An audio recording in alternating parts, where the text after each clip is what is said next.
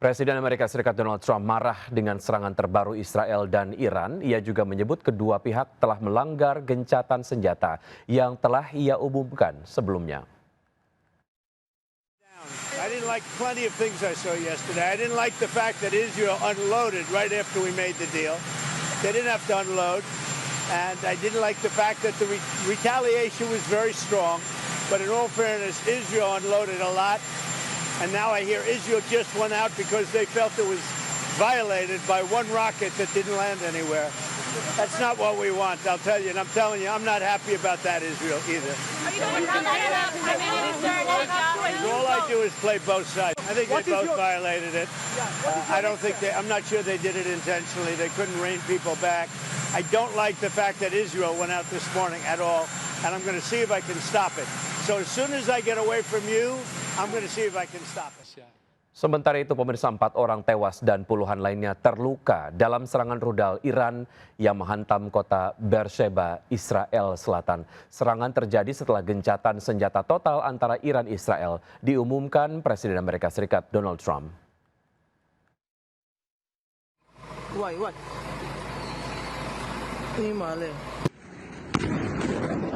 Inilah serangan rudal balistik Iran ke Beersheba sebelum Presiden Amerika Serikat Donald Trump memaksa Iran dan Israel untuk menghentikan serangan dan menyepakati gencatan senjata yang sudah diumumkan sebelumnya.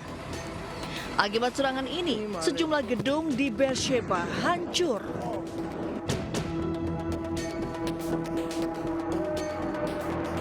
Operasi penyelamatan berlangsung di Beersheba, Israel Selatan pada hari Selasa setelah serangan rudal Iran menewaskan 4 orang dan melukai puluhan lainnya.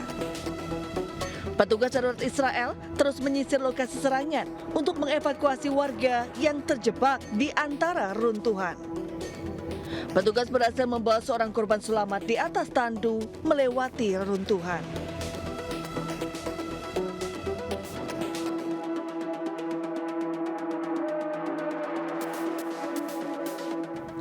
Serangan terjadi pada Selasa pagi, beberapa jam setelah Presiden Amerika Serikat Donald Trump menggaungkan gencatan senjata total dan menyeluruh antara Iran dan Israel.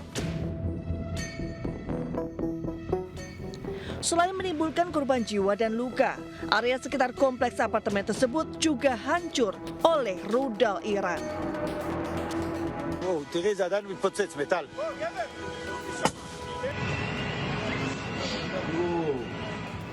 Sebelumnya, kota Beersheba juga menjadi sasaran serangan rudal Iran selama 2 hari berturut-turut pada Kamis dan Jumat pekan lalu.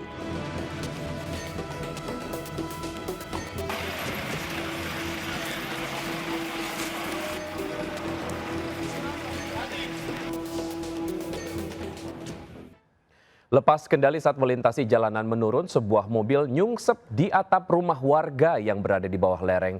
Penghuni rumah syok saat mendengar bunyi benturan keras. Sebuah mobil tiba-tiba nyungsep dan menghantam atap salah satu rumah warga yang berada di bawah lereng di Jalan Marta Dinata, Kelurahan Gunung Sari Ilir, Selasa sore. Pemilik rumah mengaku masih syok saat menceritakan detik-detik kejadian. Ia sedang berada di dalam rumah ketika suara benturan keras terdengar dari atas. Menurut keterangan polisi, mobil tersebut ditumpangi 3 orang. Kendaraan diduga lepas kendali saat melintasi turunan tajam di pemukiman padat penduduk tersebut. Di dalam mobil ada 3 penumpang, semuanya selamat, tidak ada korban luka. Dugaan awal sopir tak bisa mengendalikan kendaraan di jalur menurun. Proses evakuasi dilakukan oleh sejumlah petugas gabungan bersama warga sekitar. Dengan menggunakan alat berat dan sistem tali untuk menarik mobil dari posisi menggantung di atas atap. Hingga malam hari, warga masih berkumpul menyaksikan proses evakuasi yang berjalan dramatis. Dari Balikpapan, Kalimantan Timur, Mukmin Aziz, iNews melaporkan. Pemirsa, Gubernur Jawa Barat Deddy Mulyadi tersiram air saat menghadiri sebuah acara di Bekasi, Jawa Barat. Pelaku mengaku tak sengaja melakukan tindakan tersebut karena panik melihat seorang anak tergencet.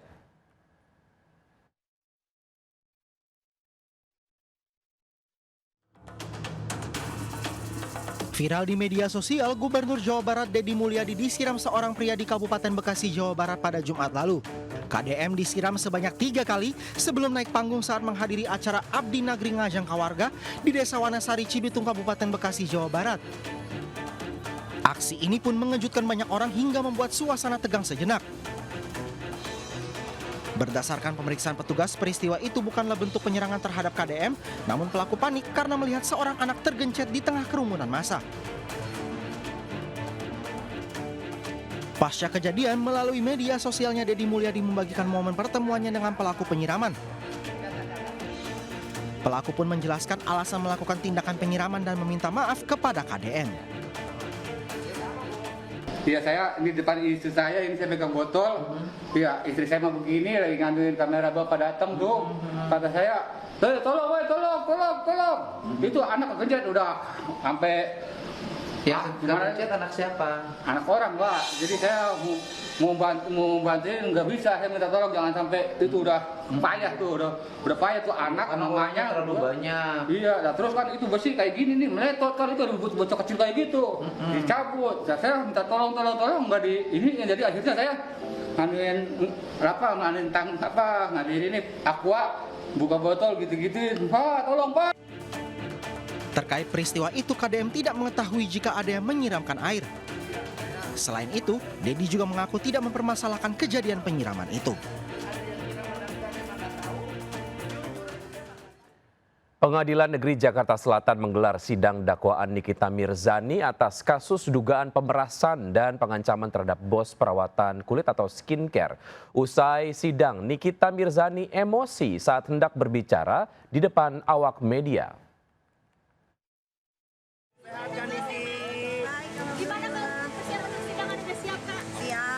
Mengenakan rompi tahanan dengan tangan di borgol, Nikita Mirzani dan Ismail Marzuki asistennya jalani sidang kasus dugaan pemerasan dan pengancaman terhadap Reza Gledis, bos skincare di Pengadilan Negeri Jakarta Selatan. Saya mau ngomong. Ya, Mi, gimana, Mi? Bapak Hasto aja dibolehkan ngomong sama warga. Boleh. Kalian kalau nggak ada apa-apa nggak usah takut. Iya. Santai. Kepada Bapak Presiden Republik Indonesia, Bapak Prabowo yang terhormat, tolong hukum di negara kita di Indonesia yang tercinta ini benar-benar diluruskan, bukan diatensi dengan kekuasaan, sehingga tidak lagi memilih mana yang benar dan salah. Saya telah menyelamatkan banyak muka orang Indonesia. Saya telah menyelamatkan muka banyak orang karena produk yang berbahaya dan overklaim. Namun penyidik hingga JPU bukannya mendalami atas produk tersebut, malah saya yang ditahan. Kasus bermula saat Nikita Mirzani diduga menjelek-jelekan produk perawatan kulit atau skincare milik Dr. GP, serta diduga melakukan pemerasan hingga miliaran rupiah. Sidang akan dilanjutkan pekan depan dengan agenda eksepsi yang akan disampaikan oleh Nikita Mirzani. Dari Jakarta, Rizky Falufi, iNews melaporkan.